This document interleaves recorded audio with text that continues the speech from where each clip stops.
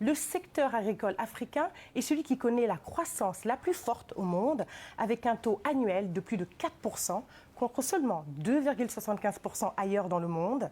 Il est également le premier pourvoyeur d'emplois en Afrique.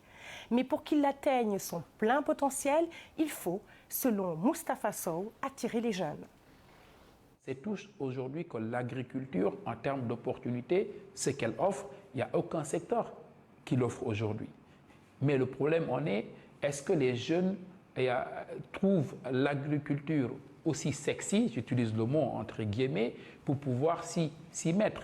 Et je pense que c'est vraiment là le défi aujourd'hui que les dirigeants des pays africains ont, c'est-à-dire de faire la promotion de l'agriculture auprès des jeunes. On investit beaucoup d'argent, beaucoup d'investissements dans la promotion des fintech et on a vu le résultat que c'est en train de donner dans un pays comme le Rwanda, dans un pays comme le Sénégal. Mais aujourd'hui, la promotion de l'agriculture au niveau de la jeunesse, peu de gouvernements aujourd'hui s'y mettent. Vous avez déclaré récemment, M. Sow, que l'Afrique ne veut plus être le lieu du déficit, mais le lieu de l'avenir. Comment faire pour y parvenir ?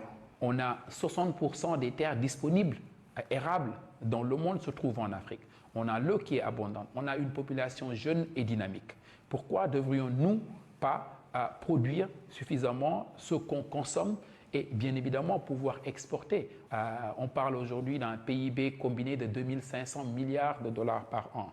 Mais toute cette population-là, la consommation, quand on parle de consommation, c'est de la population. Mais si on ne règle pas ces deux problèmes-là, notamment l'agriculture, l'industrialisation, on aura un problème. Et dans 10 ans, dans 20 ans, dans 50 ans, on aura encore toujours le même sujet, à savoir qu'est-ce qu'il faut faire pour permettre à l'Afrique d'être autonome et indépendante.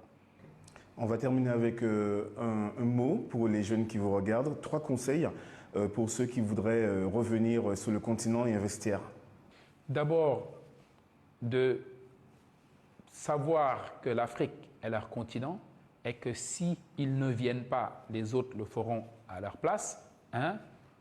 2, et que ce continent aujourd'hui a plus besoin de cette jeunesse, bien évidemment que ce soit expatriés qui sont à l'extérieur ou qui sont à l'intérieur, numéro 2.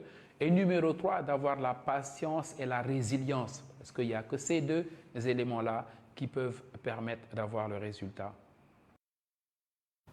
Jetons un œil au reste de l'actu éco